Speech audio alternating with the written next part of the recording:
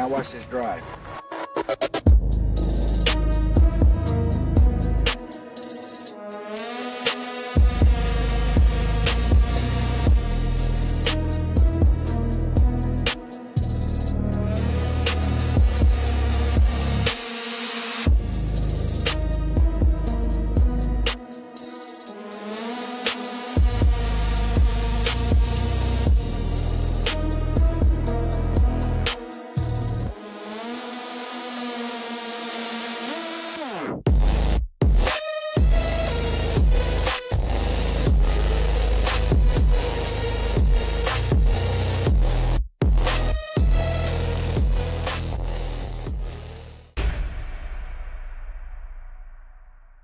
What's up, everybody? Welcome back to No Party Affiliation. Every week, we're going to run the same drill. What's true, what's missing, and who stands to gain? Well, the only side we're on is reality. We are not here for party line politics. We're here to discuss the history, the propaganda, the unknown, and to give you guys insight from a variety of different perspectives, stretching all the way from the CIA to Hollywood. So welcome in.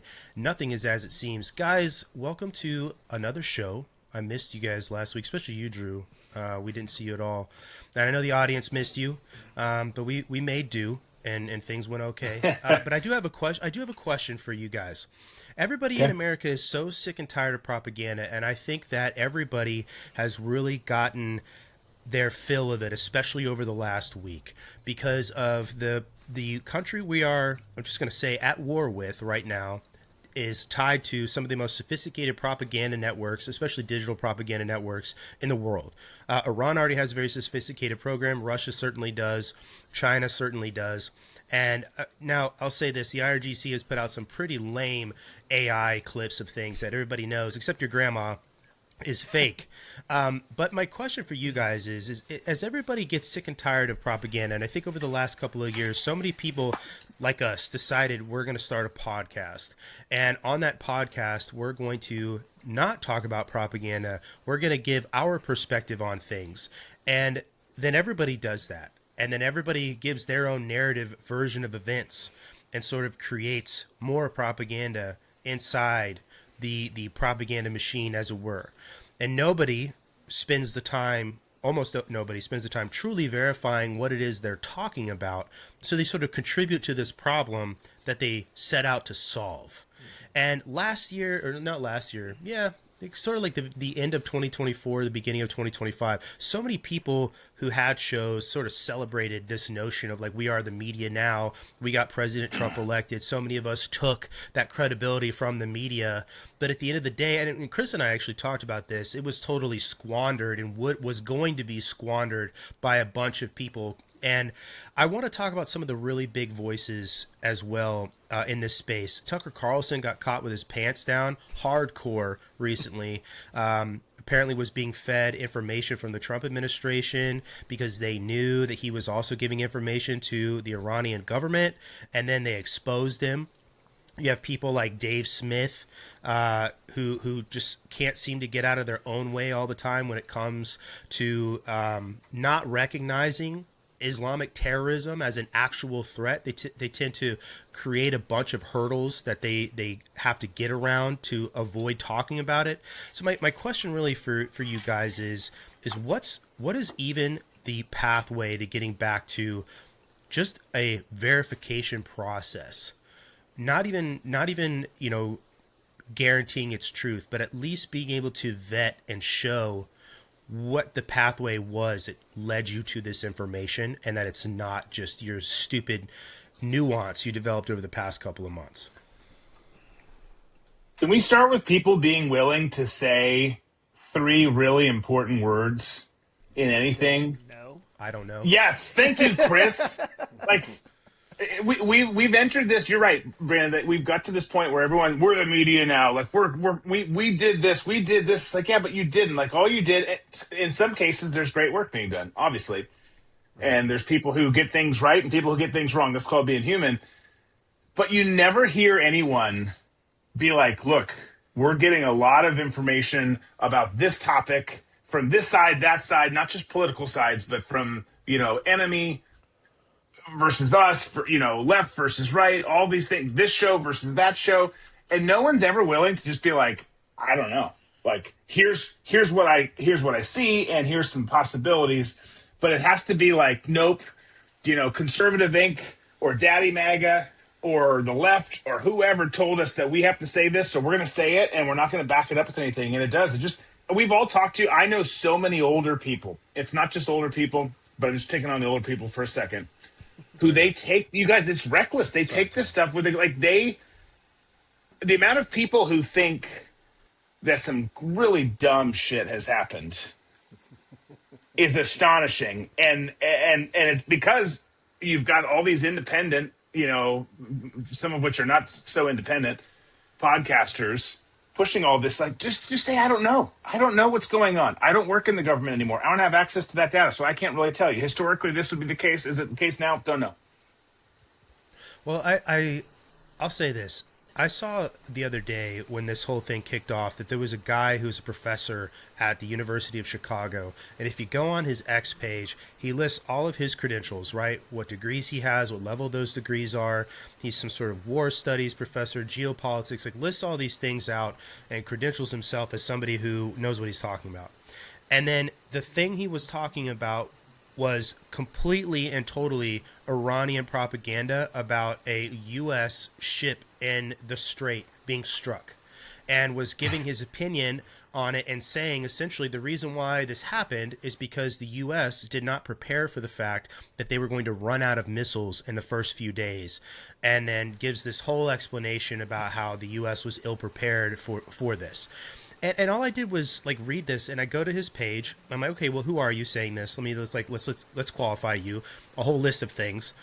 Okay, right. Well, I could tell this is total propaganda, and this has no basis in fact whatsoever.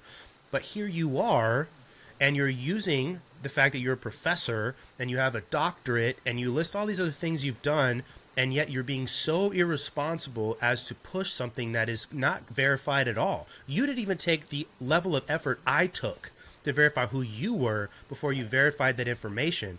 And it's a perfect microcosm of the lack of trust people have in institutions, because you're a representative of that institution, not even indirectly. Right. You paint yourself as a representative of these institutions when you put those credentials online, but you didn't even verify the information that you posted that now has 7,000 reposts, right? It's nuts.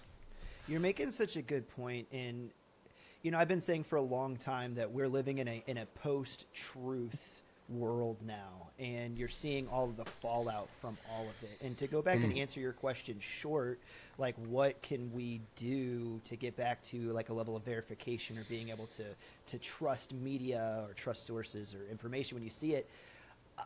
Like, not to too black pill this thing, but I don't know if we're able to do that at the institutional level, because there is no incentive that would steer it toward integrity or verification or being able to be factually true. Like, that's just not the way the incentive structure works, And so it's like, I think that if we are to do that, the onus has to now be on the individual. Like, it is up to you to recognize that we're in a post-truth world. My grandpa was saying it when I was a young kid, but don't believe anything you hear and only half of what you see on the internet. It's like I saw a tweet the other day that's like, I got the smoking gun. Erica Kirk was freaking running girls for Epstein based on a file Ian Carroll. Time date stamped to 2005 when she would have been 16 years old. And it's just like, okay, just so much about that. Everything about that. You know what I mean, is just grasping at straws in the dark, my man. And it all comes from, I've been trying to point this out for a long time, because we do a lot of content about propaganda and pointing it out.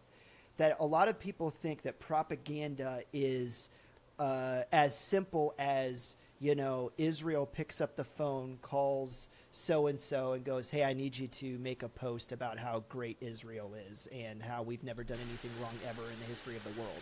Okay, got it. And 7,000 schmeckles arrives in the mail, and then they go on and they make the post. And it's like, that's not like Psy-Op. The Psy-Op, not organization, but methodology. Thank you, brain. Is so much more sophisticated than that, to where it's not like individual talking points that they're putting out anymore. It is the actual twisting of the incentive structure underneath that they do. And then by doing that, you create a bunch of independent, like they think they're independently thinking Pied Pipers, but really it's like, let me see if I can't wrap this up in a short thought, right? The idea is like, I don't need people to believe China good, or I don't need people to necessarily believe Israel justified all the time ever. But what I do need them to do is at least be confused on the topic or have their attention diverted elsewhere, right? So let's incentivize the structure so that when people post about Candace Owens or Erica Kirk, for instance, right, or these conspiracy theories, they go massively viral and everybody looks at them and everybody's confused or their attention's diverted, and then we continue to run shop in the background. I hope that makes sense, but it's like I don't need to feed you the talking points. I just need to shift the incentive structure underneath all of it, and you'll all do the propaganda for me. Because when propaganda becomes lucrative, people will just do it to do it. You don't have to like recruit them to do it. Well, so you brought up the Erica Kirk thing. That was Ian Carroll who shared that video, and he caught a lot of flack for it because it was so easily debunked.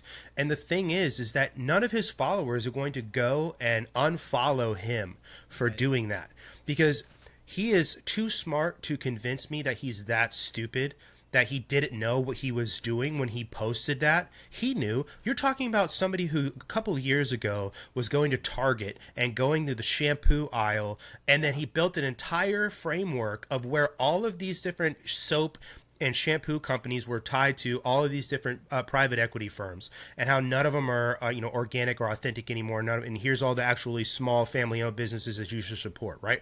That takes a highly intellectual person to do something like that. So when he posts things like this, he knows what he's doing. Nobody is going to go unfollow them, though, because they're going to be like, well, at least he's talking about Erica Kirk, and at least he's talking about that weird connection she's got to, I think, Romania and missing kids, even though none of this is verified, right? And all it takes is for them to be like, you know what, guys? Chris was in the U.S. Army, and Chris is a Green Beret. And you know what the origins of the Green Beret tie back to? Well, it ties back to the very early beginnings of the CIA and the OSS. So there's Chris's connection to the CIA, and then the CIA actually has a secret weapons program, and that secret weapons program, it just works for Benjamin Netanyahu. So Chris is a Jew, and we should not trust him in anything that he says. But that's all it takes. It's like, oh, well, their neighbor was CIA. And so there's that connection, and I've just completely quantified my entire statement because of some really obscure adjacent fact that has nothing to do with the reality. Nobody, and that's the problem, though, is nobody is going to unfollow people. That's how you would get rid of this, is when somebody betrays your trust, or somebody shows you they can no longer be trusted, or that they're intentionally muddying the waters. They should, your follow should be retracted from that person. But people aren't going to, because they enjoy the echo chamber. And that is that sort of Jacques Ellul style conversation about propaganda, and where he describes the symbiosis between the propagandist and the propagandee, that the propagandist is so good that the propagandee wants them to continue to propagandize things for them. And it's just this back and forth cycle that you can't break. You, like you said, Chris, have to recognize and get yourself out of that, and that is a very difficult thing for people to do, to just say what Drew said at the top of the show. I don't know. Well, you're absolutely right, and going back to the post-truth world, one of the symptoms of that is that people don't care. You can show them the definitive proof, and if it disproves, let me start back up. The symptom is they only are going to accept information that already validates what they want to believe, right? I want to believe this. Yeah. I like, to your point, Ian Carroll's brand of propaganda. I like his flavor. Right? And so it's like you could show them definitive proof that is not true. Check this out. And they will reject it outright. Nope, sorry, that goes against the grain. I don't want it. Or you could come and you could be like, hey, here's a thing, and it is the shoddiest evidence, just grasping at straws in the dark, like I was saying earlier. Like I heard Candace say something about she tried to legitimately spin the yarn that Charlie's last night on Earth didn't make any sense because Erica said they woke up in the middle of the night, like 2 o'clock or 3 o'clock or something, because the 3-year-old woke up. And she literally said, anybody that's ever had a 3-year-old, that doesn't make sense. Kids don't randomly wake up in the middle of the night. They get set in sleep schedules. It was on her episode 1 of that Bride of Charlie or whatever that she dropped. And I listened to that clip, and I was like, what the F are you talking about? Well, it's Candace who has a nanny who gets up in the middle of the night for her. Right, exactly. Yeah, she just doesn't know. It happens. Yeah, you know? I'm like, anybody that's ever had a baby knows they wake up in the middle of the night more often than they don't. She also thinks that sandwiches are just made by themselves. Like, this thing was magically delivered. Yeah. Right. But I think we're getting to a point in society right now where conspiracy theories and conspiracy theorists are becoming sort of mainstream. When in the beginning it was a little bit more of, an outlaw thing that people always rolled their eyes at. But once it started hitting more mainstream, then you have other people who are getting into it, kind of sticking their toe into it. So Brandon, getting back to what you said about Ian Carroll and his post and losing followers, a lot of people who follow Ian are kind of new to the whole game of conspiracies. So they're going to keep following him. There's like, oh, well, he said that it may be or may not be Erica, and it could be AI before he posted it. So, if that is the case, then why would you post it anyways, unless, what your intention was? But, what was really revealing to me is after he made that post, David Icke, who's been in the game for longer than most of us have been alive, he retweeted or posted on Ian's post. He said something to the effect of, "You're way out of your depth, little boy." And I was like, okay, well, now we have an OG who, like I said before, David Icke has been in the game since, people were like, this guy's a freak. He doesn't know what he's talking about, and shunned from polite society. But over the years, he's been proven correct. But this is what happens when something that is kind of on the fringe starts gaining more and more popularity, and then you get a lot of people who come into it. I don't think, Ian Carroll is a total Psy-Op or propagandist. I think that he enjoys the notoriety that he has. And I think at times he rushes a little bit too much to be first with something. And when you do that, you're going to suffer some consequences to it. Was it malicious? I think so. I think that there was a touch of it that's malicious because, Erica Kirk is really, really weird. And I think there are a lot of questions that, I know that I have, that you guys have, surrounding her that haven't been answered the way that most normal people would answer them. And then her backstory just doesn't quite add up. So to me, this was more of Ian Carroll throwing out a little bit of stink to get on her and just remind everybody about, the Romanian orphanage that she's connected to in some way. Well, what you're talking about is something I've noticed with almost everybody who's become very popular in the conspiracy fringe or even like the woke right, because I don't pay attention mostly to really far left stuff. I think most people are very sick and tired with far left identity politics and gay politics crap. But I think people care more about somebody like Sneeko or Dave Smith or Ian Carroll or Nick Fuentes being directionally correct and their diagnosis of a problem, right? It's totally fair to talk about, you want to talk about crime in the black community, and you say, oh, well, this is a black problem. It's not all of these other problems that the black community blames. It's a black problem. Or we have an immigration problem and we should do X, Y, and Z about it. And yeah, that's directionally correct with these problems. And we're saying, you can agree with it.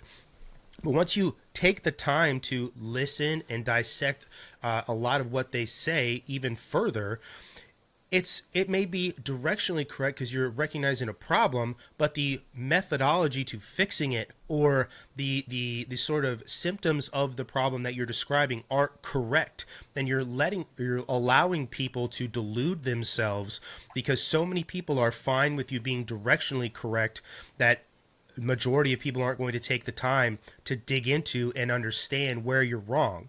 And that's fine. So with the Ian Carroll post, it's like, well, that's directionally correct. I think Erica Kirk's a piece of shit. He got that one wrong. That's okay, because all these other things are fine. And all these other things fit, like we were saying, they fit my own personal narrative on and the way I want to believe these things. And so there's a problem with being okay with things being just close enough rather than being actually accurate. But that's the leftist mindset in a nutshell, which is the reason that most people that would consider themselves leftist, progressives, or what have you, neo-Marxists, to like apply your label of choice, can hold so much cognitive dissonance at the same time. Because as long as you're, like you said, moving directionally correct, well, I mean, you know, that's what's got to happen so that we can have a more fair society, right? Like, which is the kind of stuff that they'll say, and you're like, well, no, the facts matter a lot. Well, you're just a hateful bigot. Whoa. Yeah. Well, it's like, it comes back down to what you said, Chris. Like people have got to individually woke up and left mainstream media to go to all these independent folks. Now they need to recognize they've overcorrected and they're settling, and they've got to land somewhere different. And that's why a lot of people just on the the media and independent journalist side don't care anymore, because it's like you also see from someone who's, I don't know, what am I at, 10 years now in conservative media, and really I'm not even in conservative media anymore, but up to 10 years before I was tired of the people who follow conservative media. It's like at a certain point you're going to lose all these people. The people who are left, who are doing it because they're getting paid, and they're doing it because they want likes, and they want to get your goat, and they want to get out there and get all these things. And sometimes they get things right, but a lot of times they don't. but they exist because of the followers, like and because of Israel. But they exist because of the followers and the Jew money. And it's like, stop lifting them up and like doing it's so you end up getting to the point. It's like, all right, and this is the depressing spot. But you end up getting to the point. It's like, I just don't care anymore, because like you guys won't wake up. You won't wake up. Like, I do care. I want to care, but I don't care because you're an idiot. Like, wake up. Can we talk about Laura Loomer for just a second? Just because I just want to hear Drew go off for a minute. She's morphing into Rocky Dennis from Mask. Have you noticed that? Wow. Don't cut this clip. Laura has been on my show a bunch of times back when I was with Blaze, because she, it's your Blaze, you can get lost people. I think she was a lot more tolerable when she was fat. Most people are. Have you noticed that? Yeah. Most people who are marginalized when they're fat, who all of a sudden get skinny, just become the most insufferable people on the earth. I'm sorry to interrupt you. No, here's my problem with Laura. Like, I've never had beef with Laura. I don't want beef with Laura. Laura's not the kind of person you want to fight with. It's dumb. It doesn't mean anything or go anywhere. I don't have the energy. Again, I'm just in the category. If you recognize 3 words with Drew Bergquist moving forward, you'll know it all. And it's just, I don't care. Understand that. But she, her tact is kind of where our side is these days, and that's what turns me off. It's, I want to be first even if I'm not right, and I want to be angry and hostile even though I don't understand that it's going to divide our base. And if our base is stronger, even if we're not perfect, the conservative side is such a mess. But we still want it to be strong, right? Because the values of conservative America, traditional American values, Christianity, the Constitution, some pretty simple, basic things are what we rally around. The flag, who we are.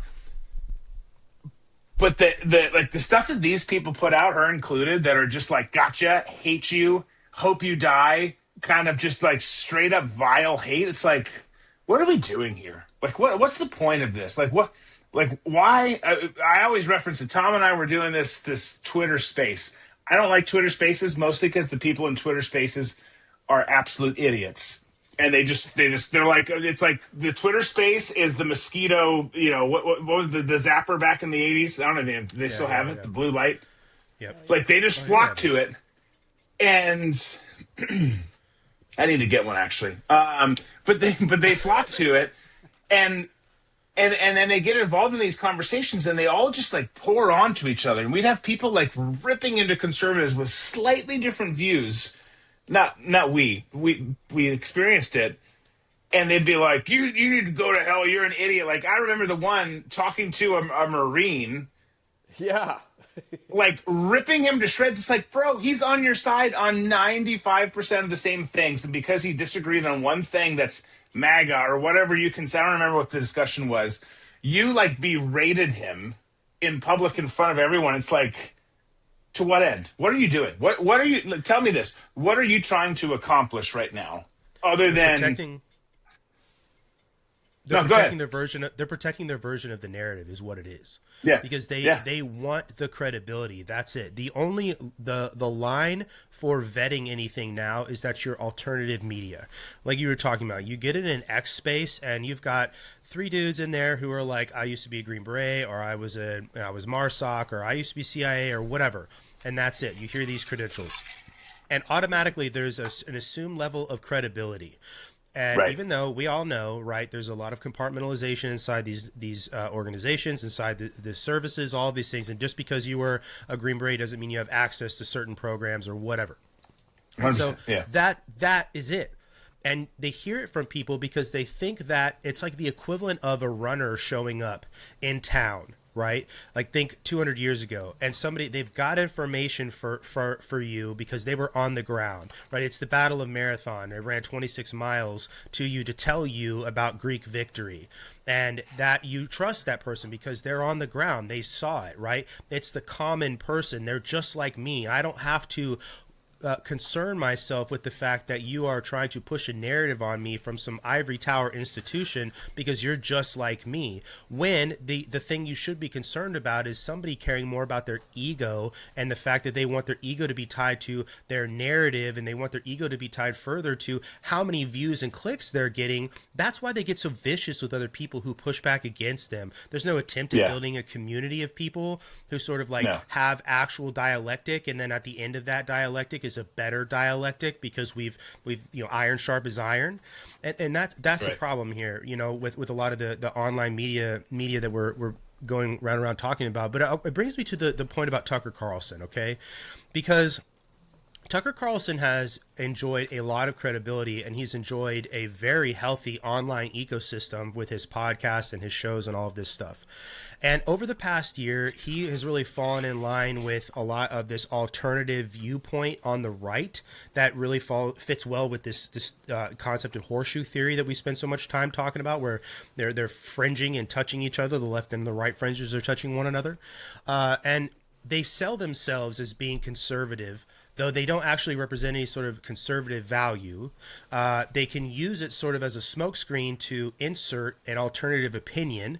And because you've done that now, you've garnered the trust. This is like the proverb about the axe handle in the forest. The trees believed them because the axe's handle was wood. And this was proven recently, that the case is that he was intentionally working to undermine the Trump administration.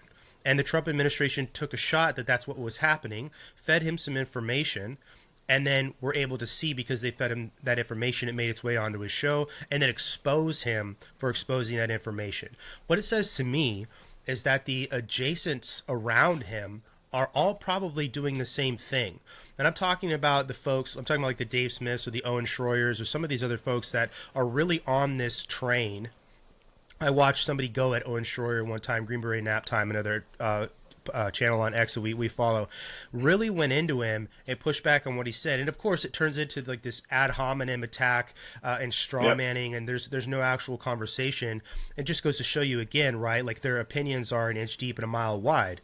But the only way to go after this stuff and tear it apart is to clip these dudes, prove them fucking wrong beyond the shadow of a doubt, and just completely destroy their credibility. I mean, like, it needs to be like a hunting party on all this bullshit, and embarrass the shit out of them with how wrong they are, and then just rub their nose in it like a dog that shit on the carpet. Like, that's exactly what needs to happen with people like that. And unfortunately, a lot of people lack the Constitution, they lack the dedication to studying, and they lack the ability to get online and do something like that, or articulate it in a way, and then deal with the pushback. It's just like a bully, man. You put up with their bullshit, you push back on them, it's going to get fucking weird for a few minutes, but eventually enough people will snap out of this sort of daze everybody is in with this crap, you know, and get rid of it. But, like, tell me where I'm wrong here. These people... like the Owen Schroyers, the Ian Carrolls, the Dave Smiths, like the Nick Fuenteses, all of them go back to the point about being directionally right. Where can you point out a solid argument that goes beyond something that is like a data point specific argument and say, yep, this is the actual diagnosed problem? Like, you just can't, you know. If you can point at statistics all day long and say, well, this is what, like I said, to use something that Nick talks about a lot, like problems and crime in the black community. Like, yes, that's true. But then here's all this other stuff that beneath it, that's not quite true. Like homogeneity. Yeah. Okay. We can talk about that, you know, but then you have all this spider web of other things that's just not necessarily true, but sounds good. It's like, it's sophistry is what I'm getting at. Like, where does the reality in that live, I guess, is what I'm trying to get at.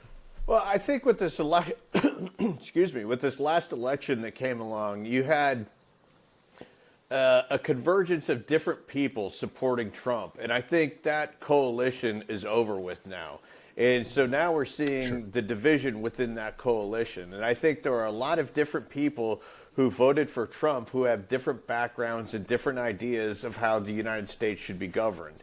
And I think the way that the Trump administration is moving forward is more of a traditional sort of neocon way of governance. And, you know, we've seen it with what's going on, I think, with the Iran war. And you see all the neocons who are rallying around Trump right now. So to me, it seems like what's happening right now is a dissolution of that coalition that they once had to get back to the McCain-Romney style of Republican leadership. And I think part of that is the left has gone so far to the left, and the right is like, hey, this is who we are, this is who we've always been, and so we're just going to move forward with, you know, doing our wars and making sure that, you know, the banks get taken care of and Israel gets all the money that they want. And what's this part of the coalition going to do? Are they going to go back to the left? Because we've exposed the left for who they are. They're Bolsheviks. They want a communist revolution in the United States.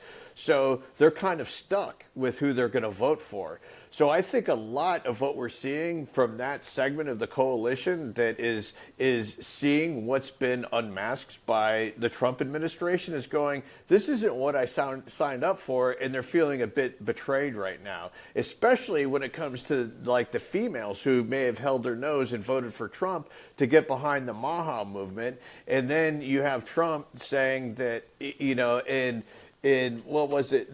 I can't remember the chemical, but the one in Roundup. It's saying, you know what? Glyphosate. Glyphosate. Glyphosate's totally fine. You know, we're going to keep going with it.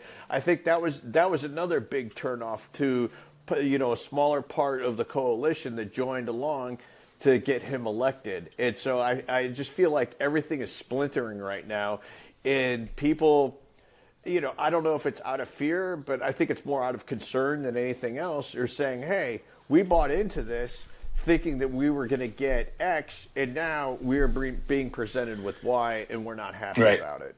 I think that you're correctly diagnosing it. And obviously, you know, you've been around for several political cycles now. I'm sure this isn't the first time that you've seen.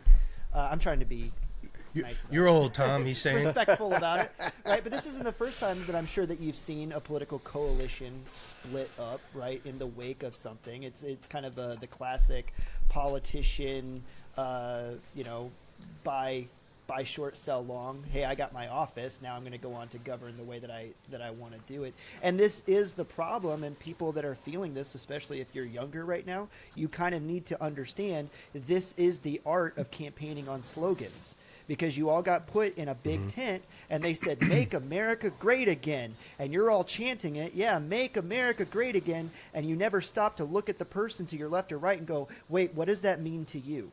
When you say "Make America Great Again," what does that mean? What do you think you're meaning from that? And it's the phrase, Brandon, it just went out the back of my head, when things are semantically overloaded. And that's exactly an example of that in real time. And there's a reason, like I said, political campaigns are built on semantically overloaded slogans so that you can all chant the same thing and think you're on the same team and moving in the same direction. You're not. You weren't. Right. Yeah, I want to point out something too. You're right, completely, Chris. There's this problem with the slogans, and that made a lot of people think one thing. And then the representatives of those slogans, you had RFK, you got Tulsi. It's a very broad tent of people that Trump brought in.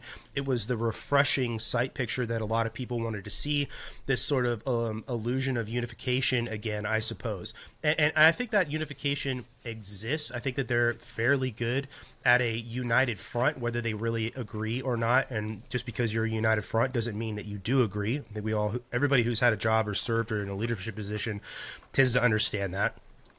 But the thing is like, understand the people that are saying it to you as well. You know, we talked about this on our live show. President Trump has been talking about going after Iran and even Karg Island since the 1980s. Yeah, okay? Yeah. Look at what he said almost immediately after getting elected. He reposted, or he tweeted a Napoleon quote about he who saves his country does no wrong.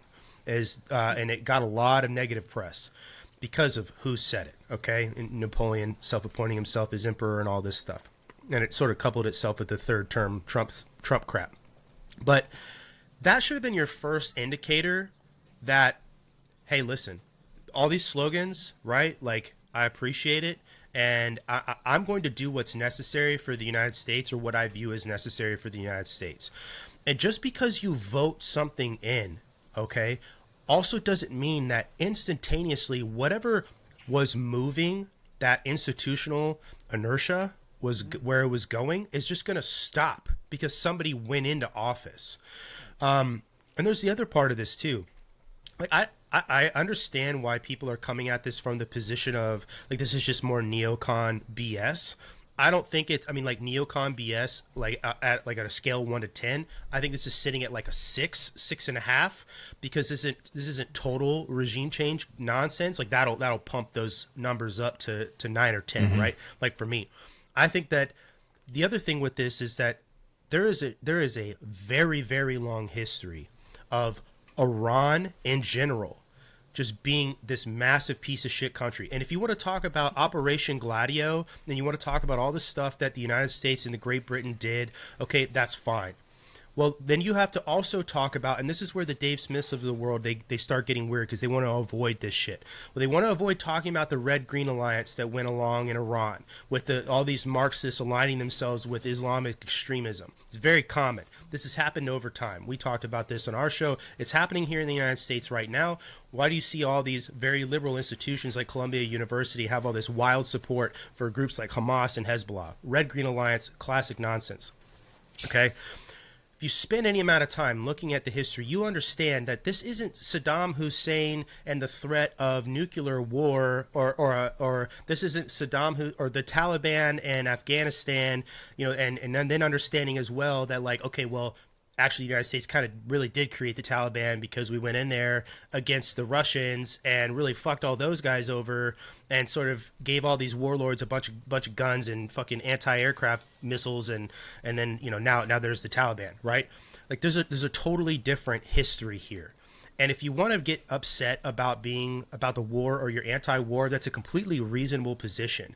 But at least have the fucking fortitude to understand that the history is different and that there's a wildly different story going on than just, oh, well, they said that Saddam Hussein was going to get a nuke and blow this shit up, you know? Like the United States and the IEA and Israel and there's other countries as well, been tracking Iran and their enrichment of uranium for a long time. I mean, for fuck's sake, go Google Stuxnet if you have you want to understand just how the depths will go to ruin this shit. Yeah.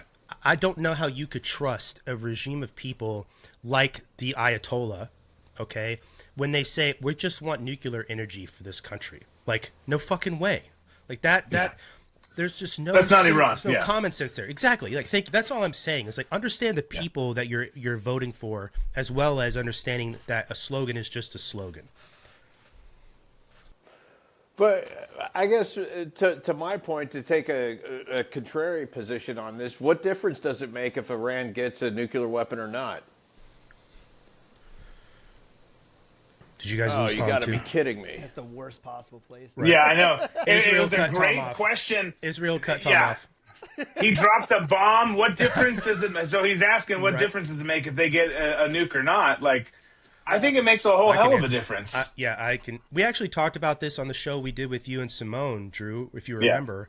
I said, because you don't even have to use that nuke for it to be a problem. Nope. Anytime you negotiate with them now, you have to treat them like a nuclear power because they are. And having nukes and the whole negotiating process with nukes has painted the last 80 years. Yeah. So you can't pretend that's insignificant. No, it's. Go ahead, Chris. I was just going to say it's also kind of a Schrodinger's cat argument because you're both, you're both assuming an Iran that has a nuke and decides not to use it and is magnanimous with it, and then you're also like imagining an Iran that doesn't have a nuke. It's like those two worlds, right? You exist in. Well, do we exist in one right now? See, but that's always been the thing. Like, are they on the verge of having one or not? Like, I don't know. That's the line that we're being fed. But then you're also supposed to believe that this same regime that's been chanting death to America and absolutely wants to wipe Israel off the face of the earth, if they didn't have. I mean, and also look at what they've done in the last 2.5 weeks. I don't think that anybody kind of had on their bingo card that Iran would actually death blossom the Gulf states. I think that a lot of people were surprised when Saudi, Qatar, Bahrain started taking rounds. That kind of surprised me. I didn't think that Iran would actually like politically and religiously isolate themselves like that from the entire Gulf region. That was a bad move. I didn't see that coming, and I also didn't see the Muslim world's reaction to that in my bingo cards. I thought that like kind of the Brotherhood of Islam kind of thing behind the scenes would be enough to keep all of that kind of contained, and really it hasn't. And now you're seeing an isolated Persian Empire, which I'm like, man, just taking it here for a second, but I went back and I've started brushing up on my Book of Revelations now that I've seen an isolated Persian Empire. But just, go ahead. Revelation. You're right.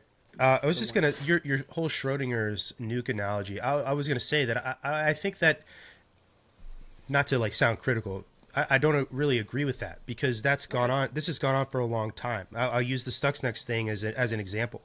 Like at Natanz, the place, or however they say it, they had a refining process of these silos refining nuclear material. And what happened is either the CIA or the Mossad, and probably both of them, went in and they gave their program a worm. And that worm, all it did was throw off the gyro of the refining process. It's spinning in there, and it completely ruined those fractions. It was correct. Yeah, this is for the people that don't know. It completely ruined any ability they had to refine nuclear material, right? And so when we say like, well, we've been hearing for decades that they're so close to having nuclear weapon, well, it's like, well, yeah, because it keeps getting sabotaged every time. Like that's why. Just because you keep hearing that they are this close to having a nuclear weapon doesn't mean it's not true. There's been an effort against that happening for a very, very long time. That's fair. That's very fair. Yeah. Well, and by the way, like the same, like this is the weird thing, right? For everyone in the conversation, in this conversation and in broader conversations, is everyone is so quick to, myself included. So I'm lumping myself in with all of you listeners and viewers. But everyone's so quick to criticize the intel community, both ours and Israel. But the sword cuts both ways. Like you have like some of this, like again, the execution of whether you're pro this conflict, war, whatever we're calling it, or not, the execution of some of the stuff that got done in the last couple of weeks has been astonishing.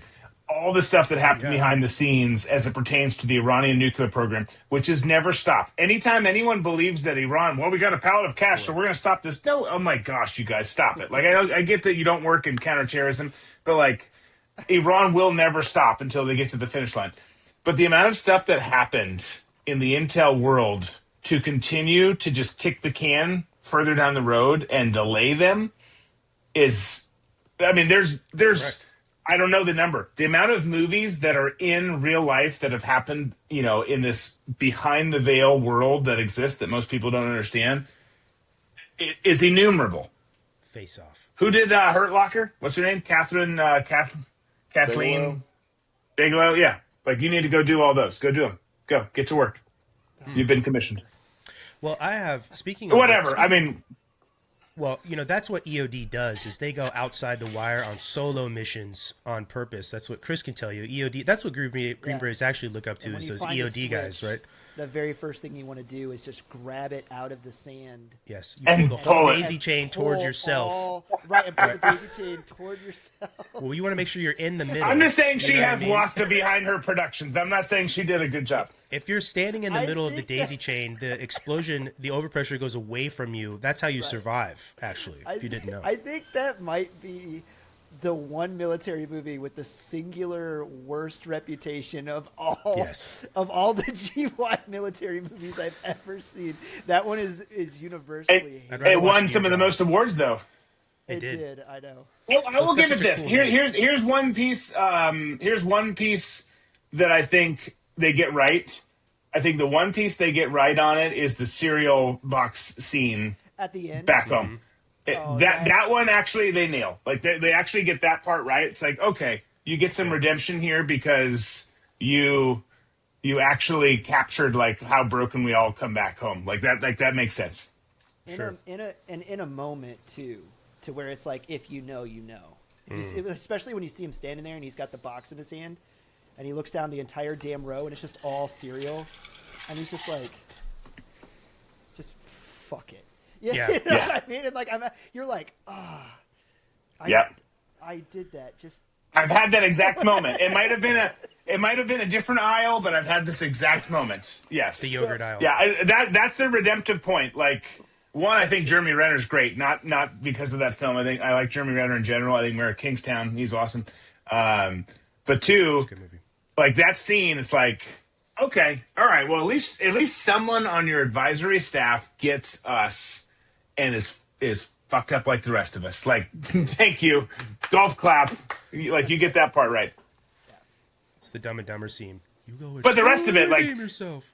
totally, I mean, that's most movies though. It's like, stop it. Like, this is not how this works. This is like, let's not. Anyways, I don't want to beat on Sorry, Tom. EOD or anyone, Tom, I don't know if which you is not knew, my intention.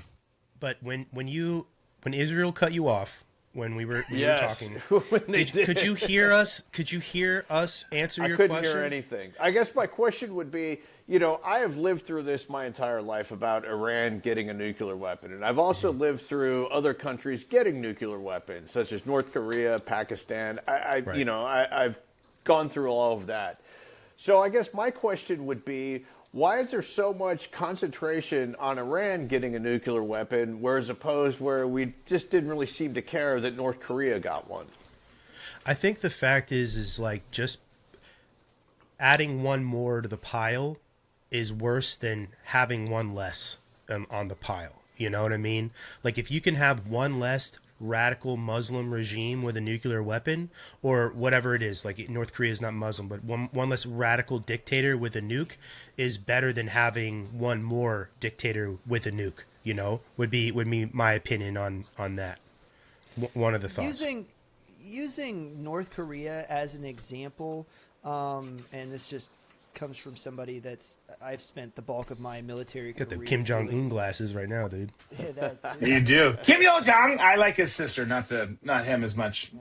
Donner, I still have nukes. No, Why man. you no pray with me? So, but there is something to be said as far as the Southeast Asian Peninsula is concerned, understanding that North Korea is pretty much under China's boot, and they really don't make a move without China allowing them to do so. So that problem is politically contained, and anybody that understands kind of Asian politics understands that problem is contained. Versus, I think, and Drew, maybe you could back me up on this because I know you spent way longer than me in the sandbox. Too much time. Kind of the idea of the Persians versus the Arabs is like if those guys were to gain a nuke in the Middle East, that would seriously disrupt the power structure as far as the Gulf states are concerned. And then it would trigger, I mean, I know that the House of Saud has said, like, if Iran gets a nuke, like, Saudi's right behind them because they're not going to let the Persians have a nuke on their doorstep. The domino right? effect. And so then the domino effect becomes a Middle East that just takes off on an arms race like all itself. Yeah. So Yeah. That's just my short answer. Thankfully, it's a peaceful region, so like that wouldn't be that big of a deal. But Thankfully. No, I mean, level-headed you're- individuals. Right. yes, they Just all. falafel and sandals. Yes. No, none Great of them have sandals. blood feuds dating back hundreds of years because someone pissed in their yard. It's not like that. That's the thing, and that was what we answered, Tom, when you got cut off by the Jews. Is like and I like Jews, by the way, just the Mossad Jews, that variety of Not, it's not all Jews. not all Jews, love Jews, got lots. Yeah. Anyways, Even the subterranean ones with the those ones interesting. I'd love to interview one of them. I would that would be fun. But no, like it's just a different situation with them, and part of that too is the fact that they just are, Iran is Iran. Like they meddle in everything, they influence everything. As Brandon was talking about, as you got cut off, just them having it as a negotiating tactic is one thing. Whether they do something with it or not is another. Both scenarios are plausible. But I think what everyone fails to understand, if you haven't spent time in the region, that everyone lumps it together. Our elementary and middle school teachers have failed us as a country. Apparently, we've been failed everywhere because we just keep dropping in the rankings and everything academically. But we've definitely been failed there because Iran is not the quote unquote Middle East. Iran is South Asia, Afghanistan, South Asia. And Iran is Persians, and then you've got so it's not just that. Then you've got the Shia, which they are predominantly, versus there's so many complex layers here, and you can't just be like, well, yeah, Iran's just like all these other countries in the Middle East. Like, no, bro, like they're not. That's what we're trying to tell you. Not only are they the world's largest state sponsor of terror, potentially behind us, but they are totally different than these. They don't just hate Israel. Like they're totally different than all these other countries. So the layers of complexity to all of this is and Tom, I know Tom knows this, but just for the other folks out there, it's not as so simple. Like, well, they're just across the way from Iraq, so they're similar. Like, no, not the case. Like it is. You've got to understand. You've got to ask questions. And don't listen. I'm telling. We go circling back real quick, and then I'll shut up for a second. But circling back to kind of where we started with all these conservative influencers who just go for clicks and views and money and whore themselves out. Don't listen to them on this issue. For the love of God, don't listen to them on this issue. Like they haven't served at a high level, and they haven't been to the region, and they don't understand it. If they have, if it's the one chick we talked about earlier, she was there getting whored out. It's a different scenario. If they've been there, it's not reality. It felt different.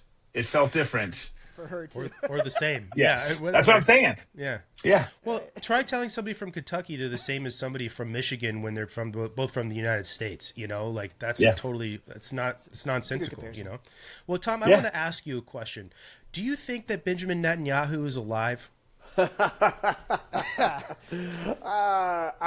think he is, but I think there's some compelling evidence to say to the contrary of that. You know, that the first of all, the six-finger video that we saw the first time that it came out.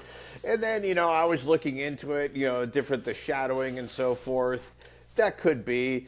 The other one that came out of getting coffee, I just thought was really weird.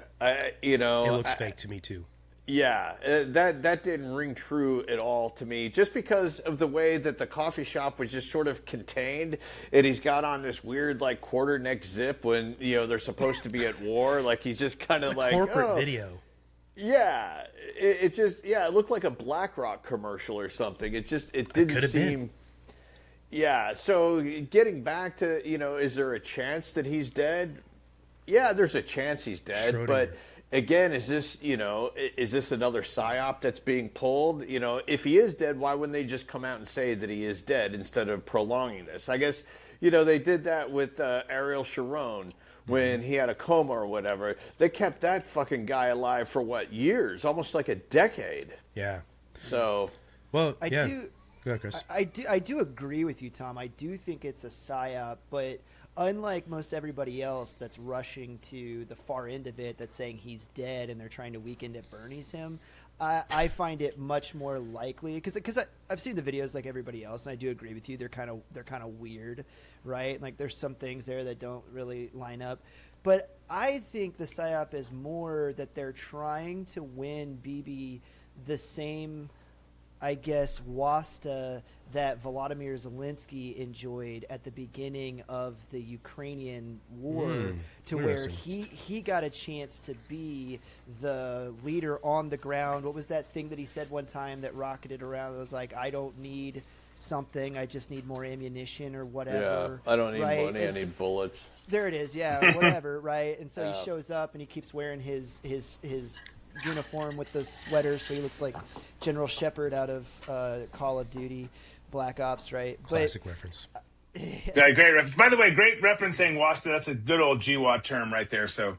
Oh yeah, you know, you can take the boy out of the sandbox, but yeah. But I think that's kind of more or less the point of it. It's like Israel has their security SOPs, standard operating procedures, in place, right? And very much in the same vein that the United States, if we have a threat on the homeland, President goes one way in Air Force One, VP goes the other way in Air Force Two. They get mobile, they stay mobile, they have the entire defense missile system plus the entirety of the U.S. Air Force to watch over them, or if they need to go deep, there's a site in Colorado, there's other sites, there's a bunker below the White House, they go down, they get isolated, right? We have all those protocols in place. Israel has protocols in place as well, and it would just make sense that because you're basically surrounded by hateful countries that want to wipe you off the face of the earth, that it's like, if we need to get our leaders from Israel to a safe place, we need to get them out of country because it's such a tiny country. That all of that makes complete and total sense to me. And I saw reporting that said that basically after rounds started falling that very first day, Bibi was on a jet and he was out of the country. I think all of this is more or less a psyop to make it seem like he's on the ground in Israel, leading from the front, when really, like, he's somewhere in Europe right now, like safely way behind enemy lines. Now, to finish that thought out and answer your question, I don't know why they feel like that psyop is so important. Like, to me, and maybe I'm just like a military-minded person, to just be like, yeah, we removed our prime minister from the country because we're the size of Rhode Island, and we've been taking rounds every day. It's like, yeah, that makes total sense to me. But they do. To me, I think that they want him to seem like the front lines. Yeah, it's the optics of it. It's any kind of good propaganda campaign. You can't ask people to do something you wouldn't be willing to do, like put yourself in harm's way, you know, especially fleeing your country, because that's going to give a lot of ammo to everybody who is, you know, not in favor of what's going on, to say, look, you know, when the bullets started flying, he hauled ass like a fucking pussy. So why should we get behind, this war, when we're going to have Americans who have died and potentially more that are going to die, and he's not even willing to stick around for the fight. Yeah, that's a good point. And to your point too, Chris, it's kind of like one of these things where the propaganda is so dumb like these videos are so easily debunked. Like the one that Tom was talking about, if you zoom in on the point of sale, like you could see that the letters and the numbers on the point of sale screen look very messed up, like what AI has an issue doing.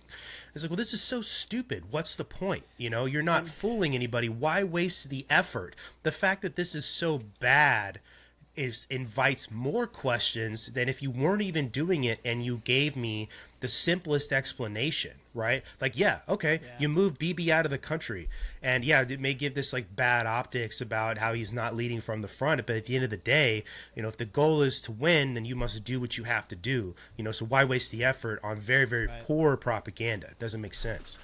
And I heard, I didn't go back to fact check this myself, but I heard that the supposed coffee shop where the video came out of came up on the net, and they were like, we've actually been closed since rounds started falling. Did they really?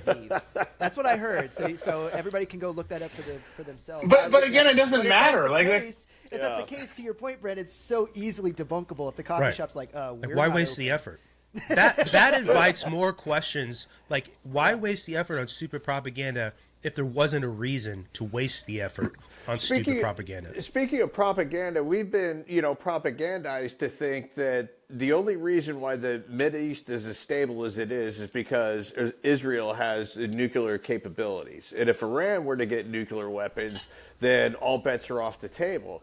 But we're assuming that Israel isn't as out of their mind as Iran is, or has the potential of having a leader that is out of their mind as what we're led to believe that, Khomeini was. So, do we really, is it really provable that Israel is actually more stable with a nuclear weapon than Iran would be with the nuclear weapon?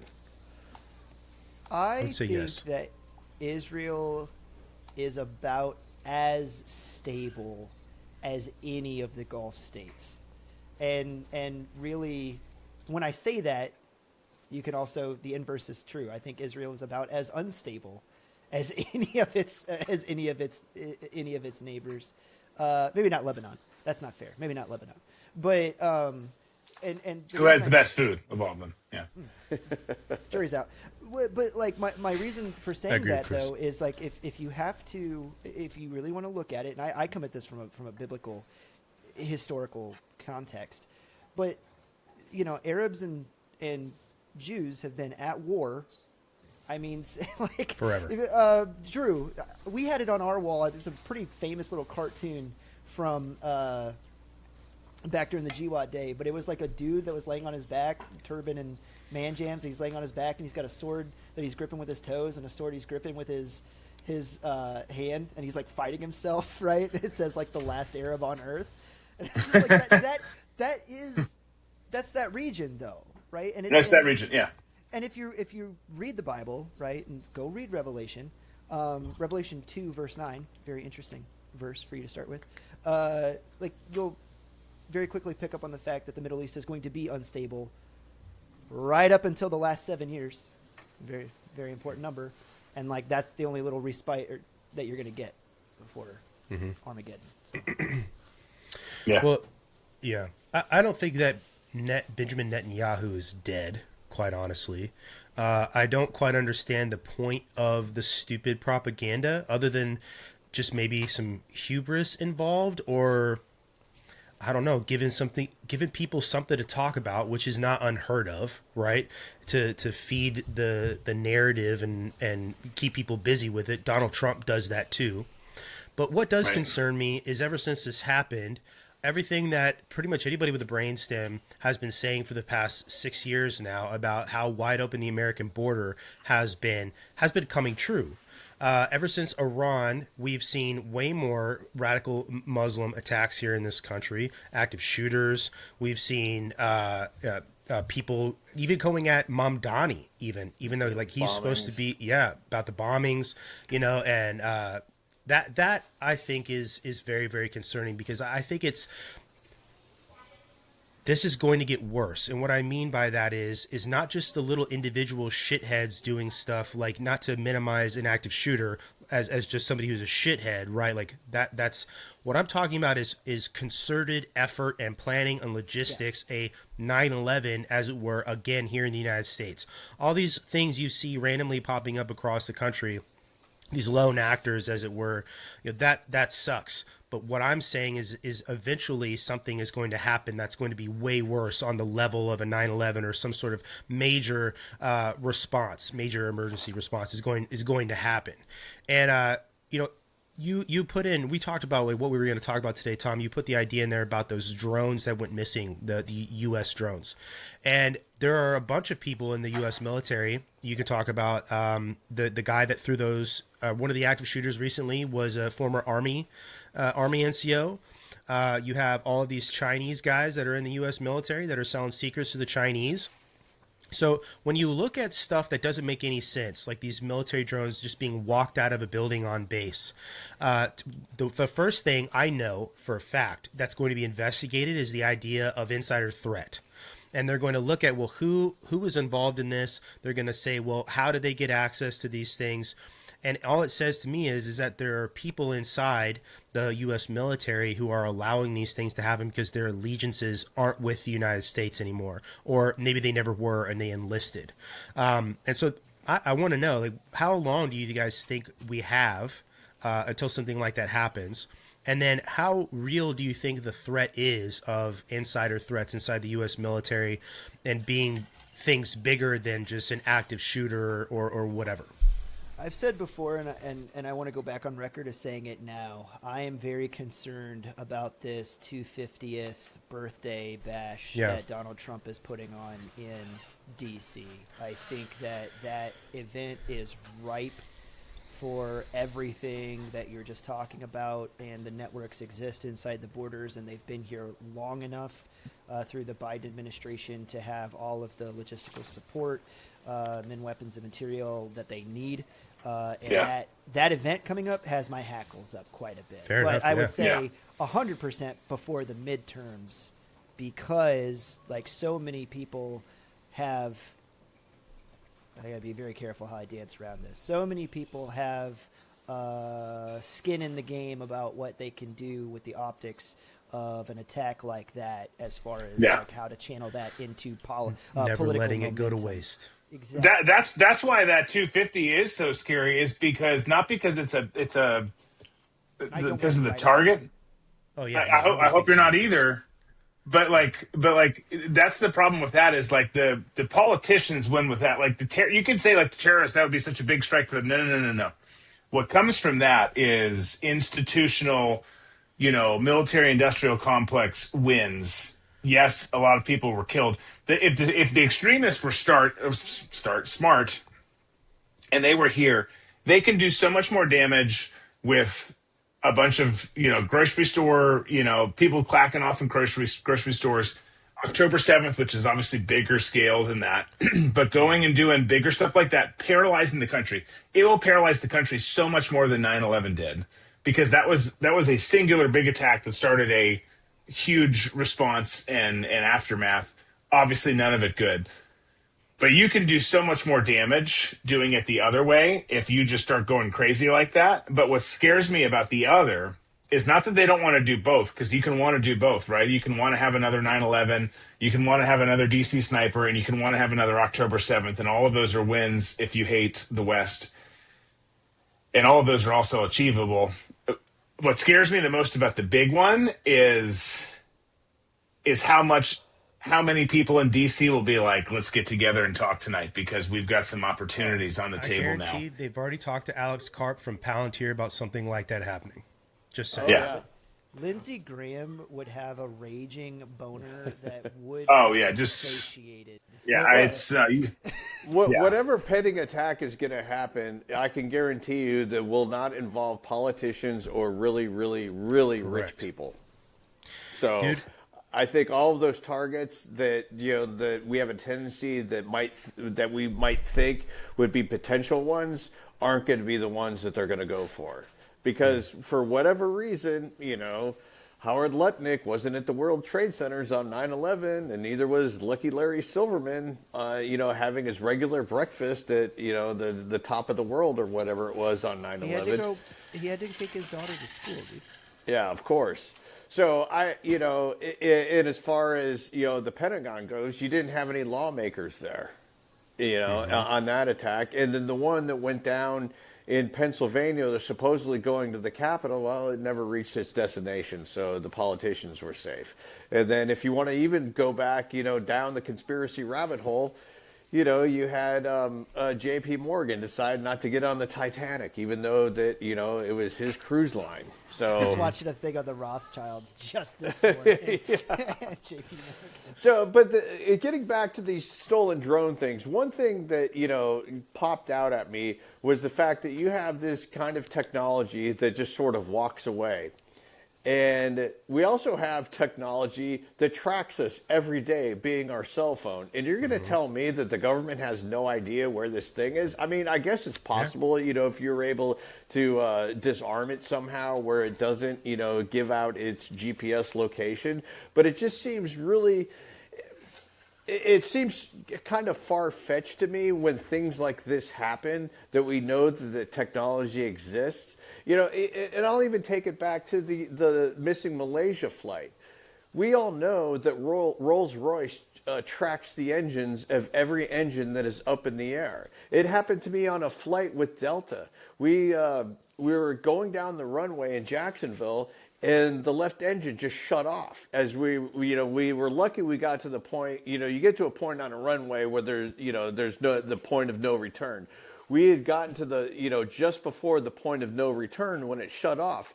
And so we parked the aircraft, the pilot gets on and goes, hey, I've spooled up the engines.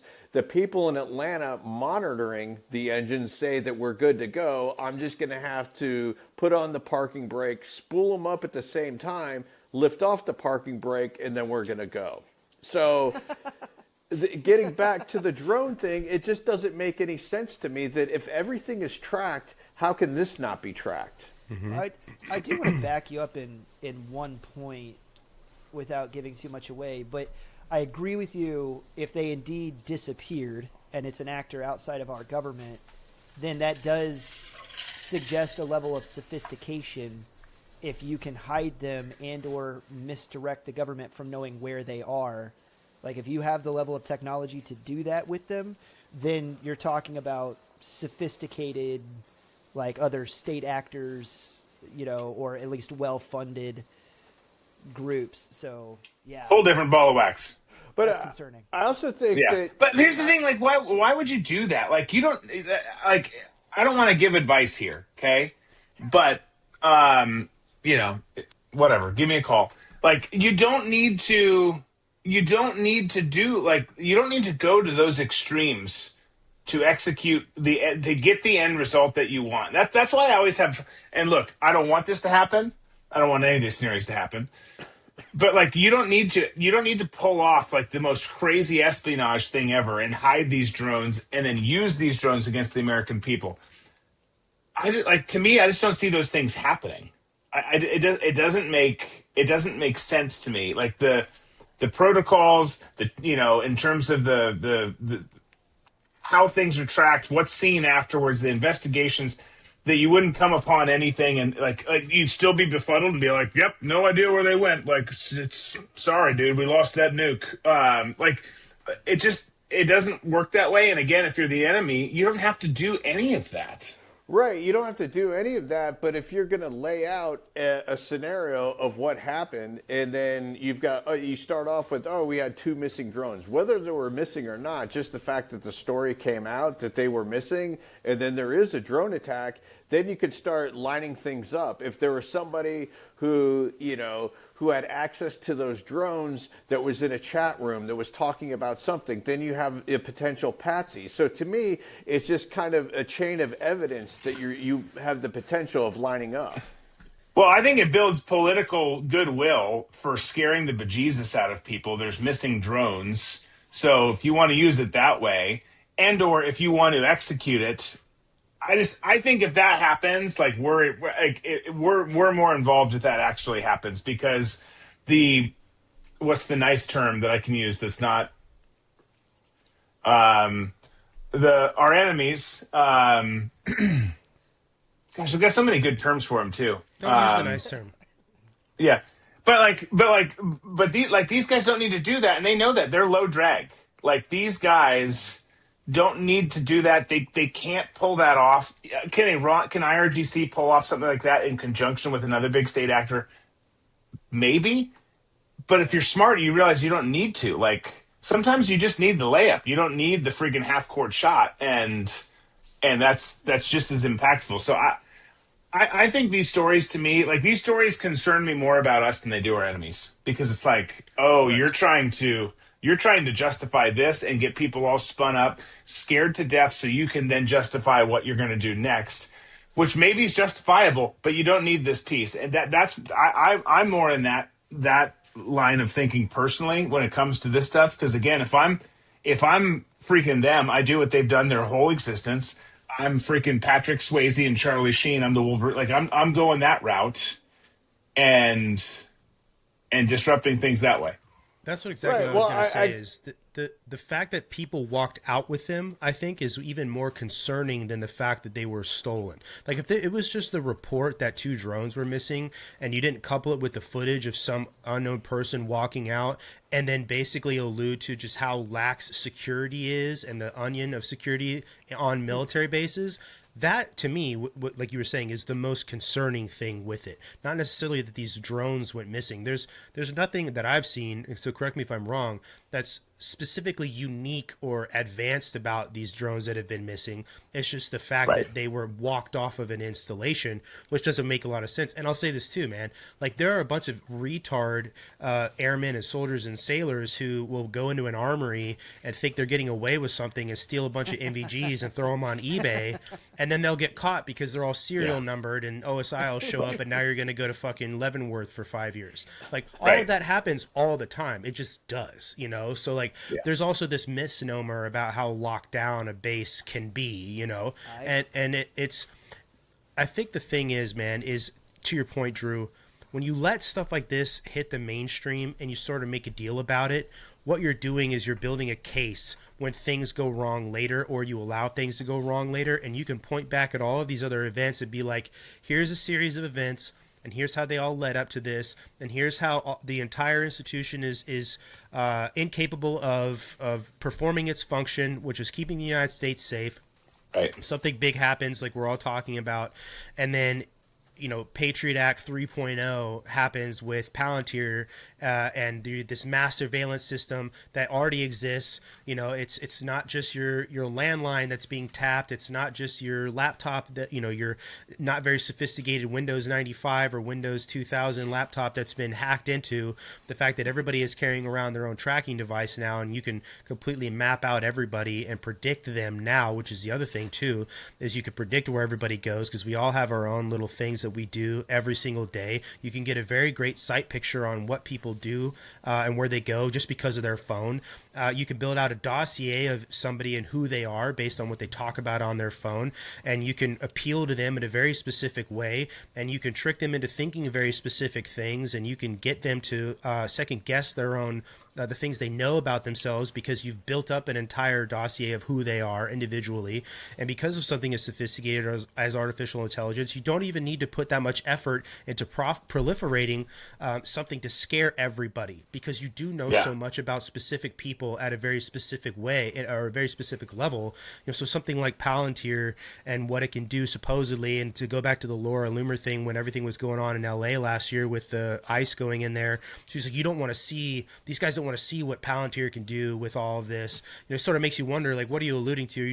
Are you just dumb, or are you really alluding to something very serious? Probably, But the point is it's going to be taken advantage of, and whatever you think about the last time we were taking advantage of, it's going to be way worse this time. Is kind of bro, when it comes to surveillance, like, you used to have to do the hard work, like surveil people to figure out their patterns, and then you figure out their areas of predictable travel where they're likely going to go, option 1, 2, or 3, and then their areas of mandatory travel. They have to, this is the road they live on, so they have to egress and ingress from this. With this thing now, like, with everything that's out there, it's like Forget. it's so easy. It's like, are we going to send team one out there to do some? No, like let's just talk to those guys over there at the cubicle, and then we'll figure that piece out. First of all, that would way screw up their gym routine. Like they're not going out together. Right. Yeah. Yes. Yes. You know what? You know what's hilarious too is watch this whole drone thing. You guys both know what I'm saying is completely true here. That it is just as likely that this turns out to be a clerical error. That like somebody fat fingered like 23 drones on the hand receipt instead of 21 or something, and now they're Yeah. going back through and laying them out, and they're like, oh. Right. No, right. But- or but- somebody mashed the hand receipt and they got stored in the wrong vault or like whatever. That kind of stuff happens in the government all All the time. Right, but it does. But it also, like I said before, it sets up a pattern. If you want something tied up into a nice, neat little bow, you know, like these guys, 17 guys taking flying lessons who never intended to land or take off a plane, and you know, and jet fuel melts steel, and buildings, you know, have a tendency to collapse on themselves. It's a tiny little package for you. Like if you know, a drone, you know, whether it was Saudi, North Korean, or whatever, crashes into something, you know what? It was the missing drone. That becomes the narrative. Yeah. Oh, absolutely. No, two things can be true. Yeah. Yeah. Yeah. Yeah. I agree. Oh, it could, yeah, and it could be a complete false story that's meant to start the breadcrumb trail completely, just fabricated. You're absolutely right. Yeah. Like, It's a great country we live in. I know that's what makes it so hard to like, you at least for me, you know, I've always had my doubts about certain things, 9/11, you know, things in history, the way history is that we learned it in school and everything. But it really started to like, you know, go full throttle after COVID. And I think that happened to a lot of people where it's like, okay, you're willing to lie this much in front of my face, and half the country is willing to believe this and go along with it. Then what else have you lied to me about in the past, and what are you prepared to lie to me about in the future?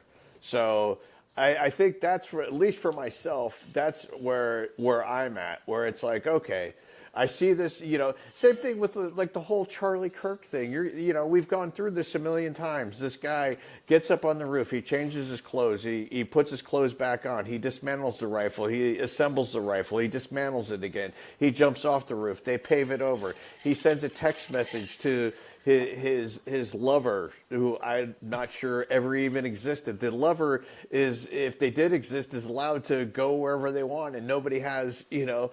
So nobody has a beat on where this person is. It's just, and then you have Erica coming out going, "I forgive you." What?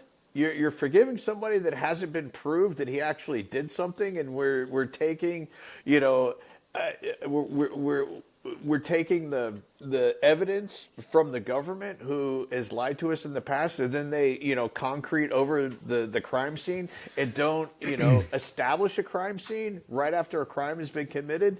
So all of this is just, to me, that's another one where these patterns are just wrapped up too neatly, and so many things are skipped over, like this missing drone thing. first of all, Cash Patel and Dan Bongino went there personally, were on the ground, and oversaw the evidence gathering on that. So, Well, Tom, do you be think careful. do you think that's just more of an indictment of the incompetence of the institutions we have in this country and their ability to solve crime and their ability to safeguard information before it gets out and these things become different narratives? Do you think that that's more of an indictment on that? I would say yes and no. I would say to a local level, I would think that, well, it's been my experience that you're better investigators or through your city and through your county. Whatever investigative division is going on and taking on those cases are going to be a lot better than the feds.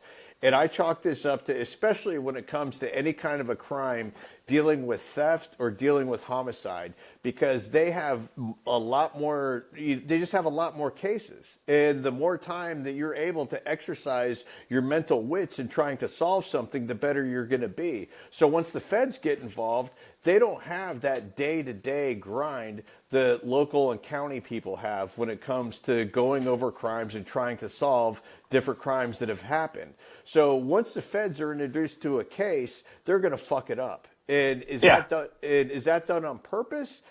I don't know. I kind of think it is. It's boots on the ground mentality, man. It's like you have people from DC come in and tell us how to do things overseas in the war zone, whether it's someone telling Chris and his ODA how to do things or us how to do things. Like, okay, like maybe sit this one out, Scooter. Like, you know what you're doing. Cops, like local beat cops, narco cops, homicide cops, like these guys, like that's what they do. Like they're like in it. And then you have folks come in and try and judge this. I think I'm more concerned, take this the right way, take it however you want. I don't give a shit. I'm way more concerned about how bad this looks for our country, our government, our system, this, that, and the other than Charlie losing his life. I'm not pro Charlie losing his life. I wish it didn't happen. I think the bigger issue with this is like, oh man, like that is a big problem. We've got a much bigger problem over here. Like if you don't see some of the problems going on with this, whether it's who is involved, whether it's what's not been done, whether it's the story we've been fed, whether it's your concern or not concerned about Erica, I don't care where you land on that. But like you should step back from this, pull yourself out of the emotion. Yes, somebody is gone that shouldn't be gone, but the issue is so much bigger than that. Like, stop getting like caught up in the narrative that like we need. And here's the cool thing too. Like the good thing is about Erica's stupid comment, which I feel like was staged too. If it was real, then that's great, and I'm dead ass wrong. But the whole forgive thing and some of Charlie's legacy, whether planned, purposeful, right, wrong, fake, real, whatever, like people buying Bibles in America is up more than ever. People reading their Bibles is up. So like, even if some of this stuff was nefarious, but it appears some of it is, like some of the outcome has been good because we've got Gen Zs and millennials reading the Bible and buying more Bibles than they ever have before. Okay, we'll take that. Make sure you don't just read it, by the way, actually get to know Jesus. But you like live it. Like that part's huge. But I look at this whole situation. It's like, okay, we can argue about this point or that point. And it's sad. Like it's totally sad. But the saddest thing is not that he's gone. The saddest thing is, and maybe I'm numb I'm too numb. I've got problems, but that to me is not the issue. The issue is everything else surrounding this whole thing. Well, and I feel like people are missing that. I think that this narrative that he was killed to destroy TPUSA is half wrong. I don't think he was killed to destroy TPUSA. I think it's more feasible if you're going to run down that idea that TPUSA was destroyed in an opportunistic way after his death because the person who wasn't going to let that happen is now out of the way, right? You can't have a movement like TPUSA anymore without Charlie Kirk there. Erica Kirk certainly isn't going to stand in the way of any of that. You know what I mean? So all of these other people that are involved allowed it to happen. My question to you too, is, or to all of you guys, is we're talking about like, don't believe the narrative. Like, don't take these things at face value. Like, actually spend some time investigating and look at these things. I almost think that there's just an appetite for this sort of conspiratorial thinking and almost a desire to spend your time existing inside of that rather than spending your time trying to figure out what is actually true and what is not. I think that there's like an appetite to be conspiratorialized. Does that make sense? 100%. It's become mainstream. Yes, I agree with you 100%. And it goes back to what I was saying about the most pernicious propaganda actually shifts the incentive structure underneath. Such a good word. A lot of people, the powers that be know when you have these serious cultural events like the Charlie Kirk assassination, that a lot of, the, I guess, free media or like your big podcasters, the people that are drawing the views, a lot of them are going to divert off of the, let's just call it like the fight that needs to be happening, right? And they're going to recognize, oh, if I start, they're literally calling it Erica posting or Candace posting or whatever, you know, I get all of these views, right? And so it quite literally becomes like stepping in an informational bear trap. You get snared, and you're going to get, because the algorithm feeds you for a little bit, you're going to get all the views, all the clicks while it's still popular, and your view count's going to go like this. And then as that fades into obscurity, well, now you've become the Erica Kirk post guy. Yeah. And then boom, and then you got stuck in that bear trap, right? And meanwhile, to your point, Drew, the fight goes on, and we're over here, and this is what we need to be dealing with. And you took the off ramp, and you stayed way back there, and they know that, right? And I think that your other point too, Brandon, was very poignant in that two things can be true at the same time, right? Like these systems exist or are in place to where it's like they don't have to physically put the guy on the roof or pull the trigger, but as soon as that happens, and this key player, or even if you want to look at it in terms of like the battlefield, this key commander goes down, dude, we already have people in that organization that listen. Okay, let me just say it this way: you would be retarded not to understand that if TPUSA is one of the most effective voter registration organizations in American politics, that there are individuals from the United States government, be it the CIA, the FBI, whoever you want to say, three-letter agencies, that aren't adjacent to it, have put themselves in the place to have influence on it, or are not inside of it, or at least have assets inside of it to have influence on it.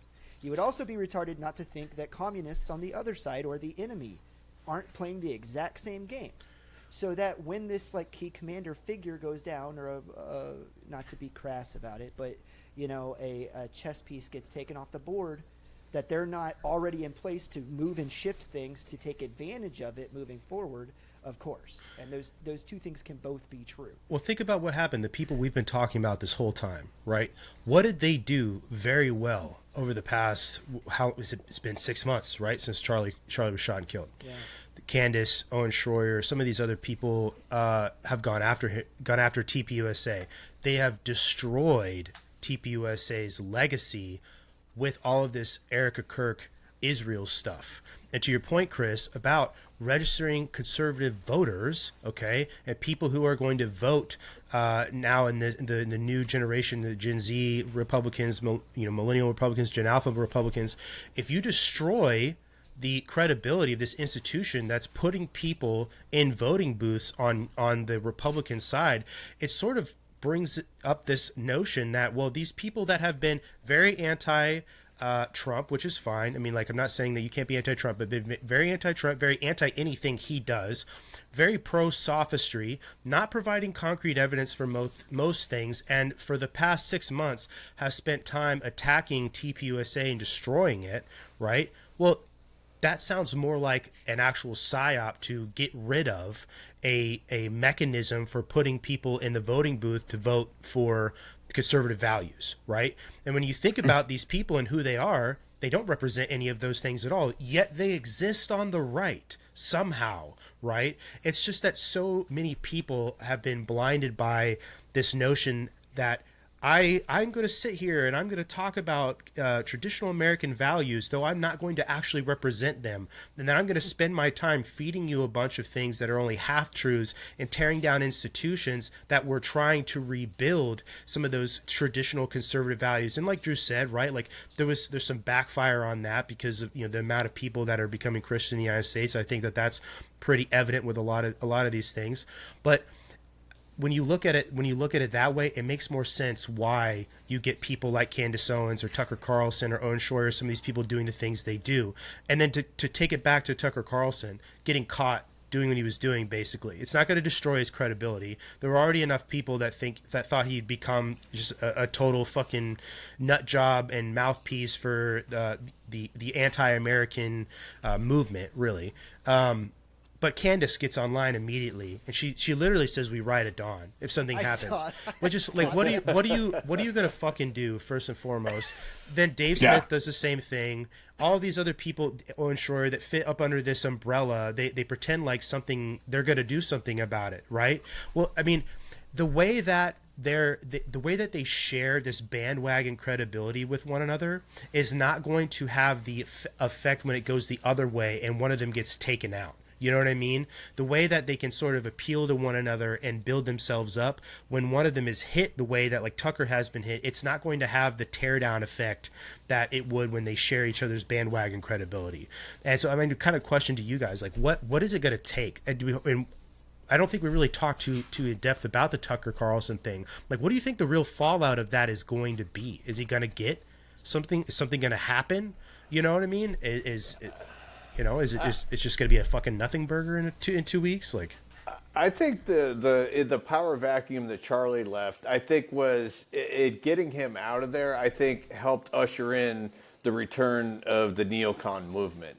Because right after, he's taken out, then we have, the WWF style Erica Kirk presentation of her coming out saying, I'm the grieving. Literally with pyro. Yeah. Yeah. That was really weird. I agree. We're moving forward. Best funeral ever.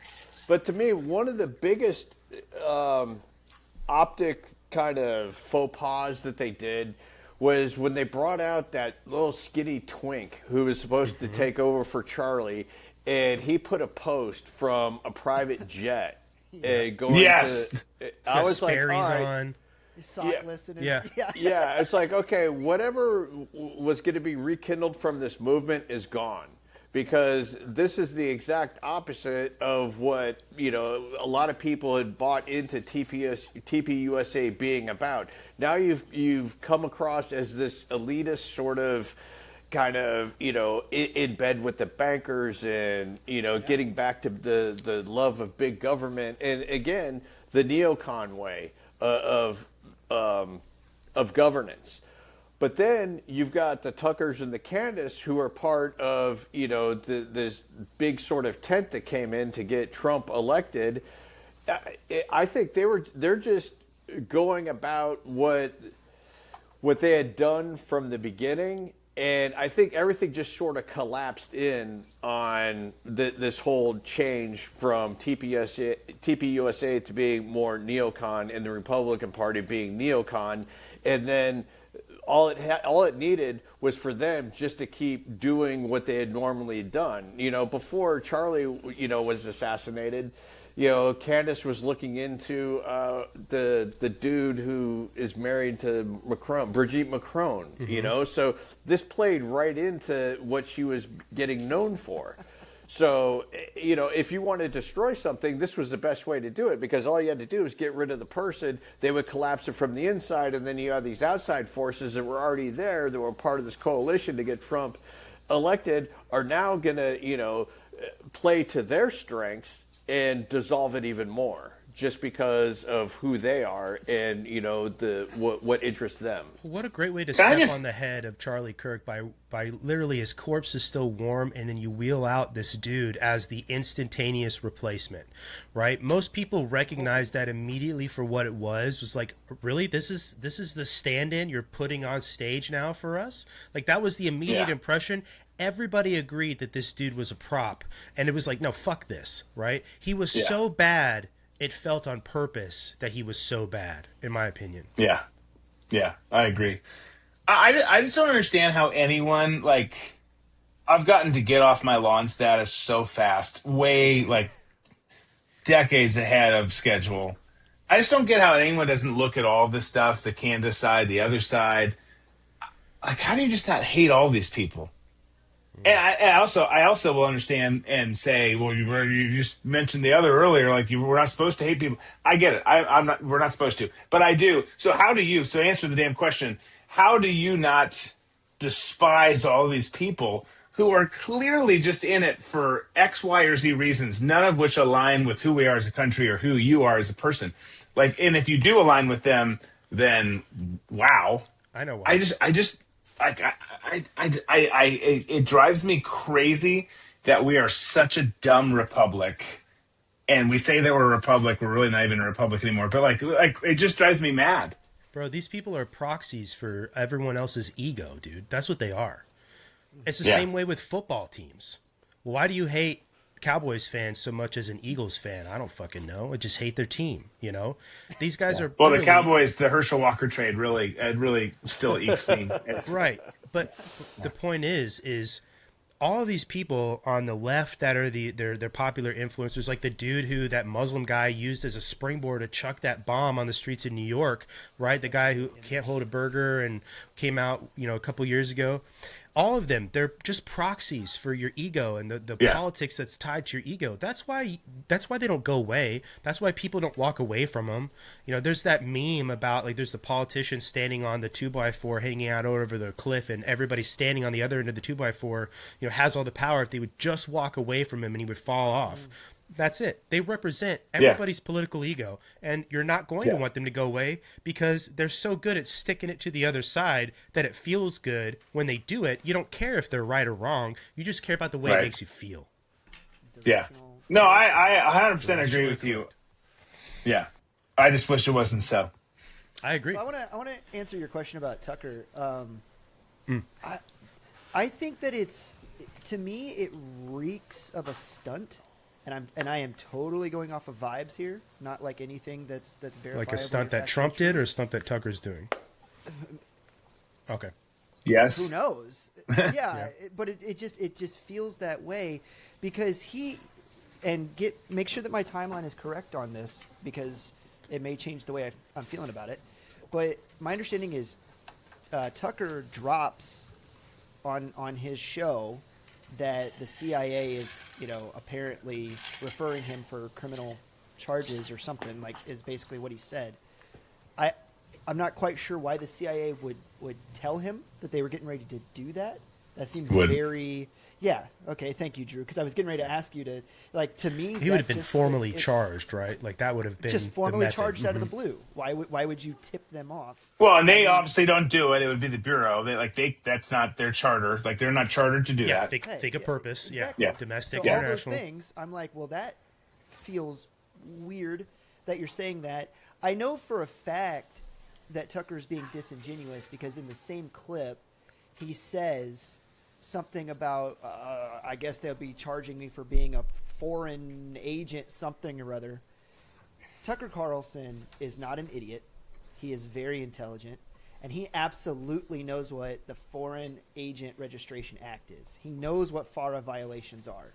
He has called himself for others to be charged with FARA violations. FARA violations, however you want to say it, since I just pronounced it both ways. Right? But to me, like right there in that one clip, I'm already going, okay, now I know, and even if it's only to make yourself look a little better, to where you're saying, I guess they'd be charging me with this thing, whatever that is. Don't whatever that is me. You know exactly what FARA is. I've heard you call for it for others before. And then the Trump administration comes out, and they're basically like, no, we didn't do that. Right? So take that with a grain of salt, like whatever, however far you can throw that. I don't trust the government ever for anything. But still, like the whole thing just reeks of a stunt from one way to another. Whether you could go all the way back to the beginning and say it's a false plant, somebody from the CIA source planting that so that he goes out and spreads that stuff. The idea that maybe he was canary trapped. I kind of that would be the cooler story if he was. Just to be like, finally one competent man who ever set that canary trap. Used to be innocent until proven guilty. Now it's a stunt until proven not a stunt. Like that's just the world we live in. I mean, yeah. So I don't know. I think the whole thing's gonna blow away like a fart in the wind, and it'll just have been him garnering a few more clicks that month. Yeah. Right. And then obviously Candace Owens, like you said, and the others, they're going to we ride at dawn, bitches. Apparently, to your point, it's like, what are you going to do? No, she's going to get behind her microphone and she's going to say a bunch more baseless, speculative BS and make another $3 million. Like she always has. Month. Like she always has. Like that's what she's going to do. She's campaigning or advertising off of it. That's what she's doing. Yeah. Well, but then I mean, what's the alternative? Mark Levin? You know, it's like, do you want to get shot or stabbed at this point? If you're, you know, if you don't want to be part of the Bolshevik Revolution, it's like, okay, am I going to jump on to, you know, the people who are trying to, well, everybody's trying to, you know, make themselves more, you know, gain more followers and more money and so forth. But do I want to be, you know, on the Zio side, or do I want to be on the fringy kind of, you know, conspiratorial for clicks side, you know? That's why I was asking you, Chris. Our brain cells were rubbing up against each other, because that's sort of the notion I got from this, because he said that the CIA accessed his phone and his text messages, right? And that's where this comes from. And his implication is that he's being investigated, you know, and he's using the fact that he went to Russia, and, you know, he did do the whole, who was it, right? Was it Boris Yeltsin or whatever at the American grocery store back in the fucking day, being wowed by how many groceries there were? He sort of did the same thing in Russia. I was like, look how great this grocery store is, you know, as if Costco doesn't exist, you bastard. Had potatoes. Yeah, wow. You know, look at eggs are 2 rubles here. But no, it fits completely with his new brand of content creation, right? His new brand of going after anything institutional. Not to your point, Chris, that you should trust everything institutional, but it makes him, again, looks like he's a target. And because he's a target, then he must be telling the truth. And because he's a target, what I say now is more likely the truth, because, well, you can't trust them because they're investigating me. And why would they be investigating me, right? It can't be that maybe I am a criminal, not saying he is. It's the exact opposite, is that I'm actually closer to the truth than anything, you know? And it's kind of wild how quickly everybody ran with this about how he was completely caught with his pants down and he is guilty of this, and the Trump administration fed him information and they tricked him into doing it, you know, because it does sound like the whole 5D chess thing that everybody says Trump is always doing, you know. It's just one of these things where when you ask about the incentive structures, which is something we talk about all the time, who does it benefit the most? Does it benefit the Trump administration the most to use Tucker Carlson as some sort of bird dog to go out there and make the Iranian government get a warm fuzzy about us not doing anything, even though we've been amassing the largest military presence in the region since the beginning of the global war on terror? If that didn't tip them off, I don't know what would, right? or is it more likely that this serves the purpose of getting him more trust because he's showing how he's a target, and then therefore you should trust me because they wouldn't be doing this to me if I wasn't on the right path, you know? 100%. I think he's credibility farming. But can I just say a thing is a vision that I had while you were talking about that, about the whole Trump 5D chess thing? Because I love that people are always saying that he's doing this. And I finally realized why he's so effective. And it's not because he's so far out in front of everybody or 5D chess or he's plotting all of the moves in fractals, you know. It's because Trump is the forever scrambling quarterback. And he's so unorthodox that nobody on his team or the other team knows what the hell he's doing or where he's going to go next. He's Fran Tarkenton, baby. He's just forcing constant audibles everywhere because everybody's like, what's he going to do next play? Isn't that the German general's description of the U.S. Army, right, during World War II? It's like they have all these SOPs and they follow none of them. And they don't follow it. Yeah. Right. Exactly. Sorry, Tom. You had something you were trying to say. Well, I was just going to say, to me, this is, you know, you want the peasants to be battling each other. So we already had one battle between the right and the left. And the right was able to bring in some of the peasants who may have voted for Biden the last go around, bring them to their side. And so now I think those realized this other side is fucking nuts, the left. I don't want to have anything to do with them, but I also have my own ideas and thoughts about which direction the Republican Party should go. But then you have the Republican establishment is like, no, this is the way we're going. We don't have room for you. So we have to dissolve this populist movement to get the peasants fighting again. And so to me, the big winner in it is the system. It's the government institution itself is the ones, because no matter what happens, they're going to still be in power. They're still going to be voted in, and everything is going to go on as usual. The GOP is going to lose the House and the Senate. We're going to go through, the impeachment again, and however that plays out, to develop, a next sort of populist movement for the next election. So it's this constant barrage of trying to split people up. And I think that we're going through this moment now because I think the majority of people being center right now, that can't fly.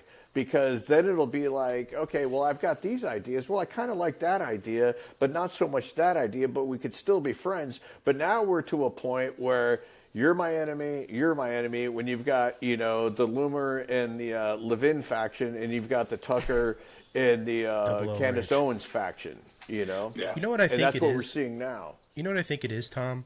I think what it is that this is the part of the system that you're talking about that can actually do something. I'm not saying that is a good thing. I'm saying that this is why they can't get anything resolved domestically. They can't figure things out that are good for the American people, right? They can't make decisions on fixing problems, with the states and, infrastructure and all this. And I think what it is at the end of the day is that America has created a huge set of problems for itself. And those problems don't go away just because you need to fix problems at home. Those problems don't go away just because you need to correct course and do some things to fix things domestically. You have to figure out how to deal with those external threats at the same time as you have to figure out how to deal with things at home. You can't choose one or the other. And I think and I don't think, this is exactly how civilizations have fallen all throughout history, is they can't fix the problems at home, so they start fixing them externally, because you can get people to unite behind the problem over there better than you can get them to unite behind the problem right here. And that's what you're seeing, is that, yes, it's true that we need to handle, issues with Iran, and we need to try to curb what's going on in China. But that's the only thing we can do, because we can't agree to solve these problems here at home, because nobody likes each other. Nobody can agree on what the problems at home are. They can't do anything. So even though there's all these problems going on around the world, and you need to fix the ones at home, well, becoming isolationist and deciding, we're going to only deal with domestic problems doesn't make those problems out there go away. They have to be dealt with still. Otherwise, you're not going to be able to do anything. Right? You're going to wind up losing the global hegemony everybody has shared, the entire system of the world, SWIFT, the energy markets, the logistics for supply chains, all of it is guaranteed by the United States. So we have to do something, but we can't do both things at once, is what the problem is. We're walking on one leg, we're not walking, not to quote the Chinese Communist Party here, and say we're walking with both feet, which is a line from which is very Maoist, and I don't mean it that way. But we have to learn how to walk and chew bubblegum at the same time. There we go. I avoided the Maoist reference. We have to learn to walk and chew bubblegum, otherwise it's never going, the problems are never, just as much as the problems externally are never going to go away, the problems at home are only going to get worse. To make everything that you just said, to sum it up and make it simple, the people that would want to be isolationist and pack it all in, are making a false assumption that America is causing the fights abroad, that it's always our fault because we're in charge. That's just not true. The fight out there is always going to exist because there's always bad people that want America to go away. Mm-hmm. So yes, you have to have security out and about. Mm-hmm. You've got to have foreign policy. But in the same vein that you have to have foreign policy, the people that go to enact your foreign policy have to have something worth fighting for back home. So yes, you've got to do both. Yeah. No, yeah. Right, but also, too, you have people in that other camp saying, yeah, there are bad people around the world who, they're going to be constantly fighting, but the United States has constantly chosen somebody to back. And so getting back to, that side of the aisle saying, well, these people wouldn't be fighting if we weren't arming them, if we weren't picking winners and losers across the globe. Admittedly, I was taking a very Barney style. If you take all of the subterfuge and all of the bad actors inside of our government out of it, I was just saying, if you have America as a country and other countries that don't like America, that's right. Yes, you are correct. Yeah. The American government is full of bastards. And I think you're right, Tom. I think it's just at the end of the day, when you look at any civilization, the Romans, right, the Greeks did this. You're going to pick who your allies are, and those allies are going to have their own self-interests. And those self-interests aren't going to align completely with whatever your interests are.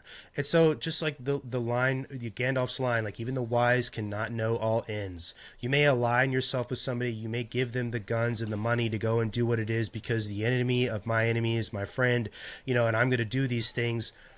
At the end of the day, when the chips hit the fan and every other colloquialism I could think of, their interests just don't align with yours anymore. And they're going to do what the fuck they want with the shit you gave them.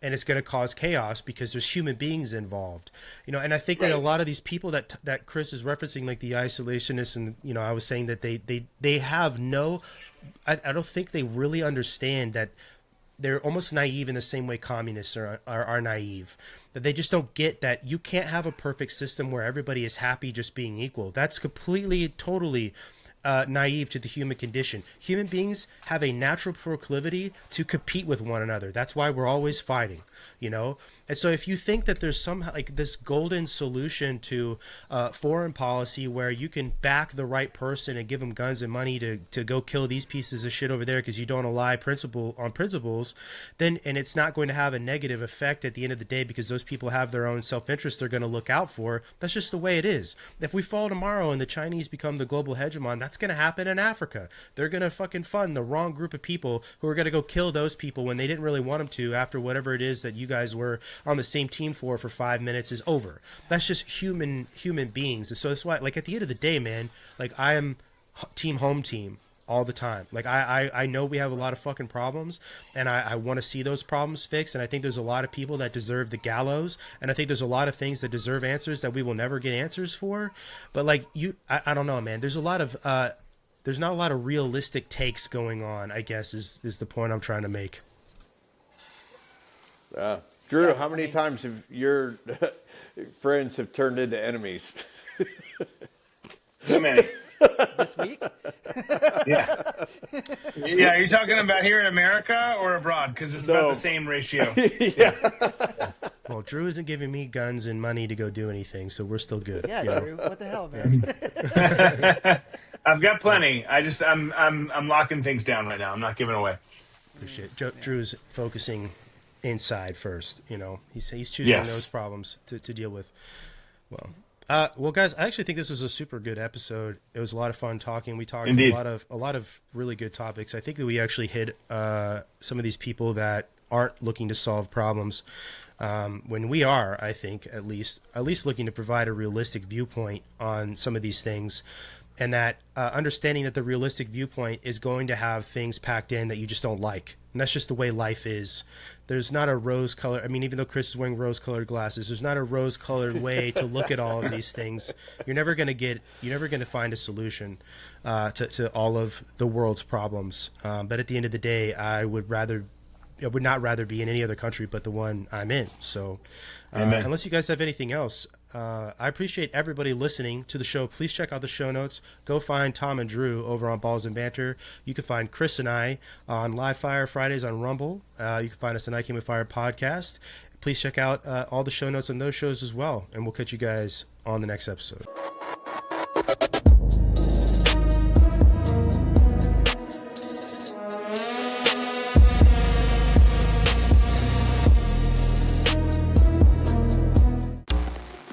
This concludes our scheduled programming.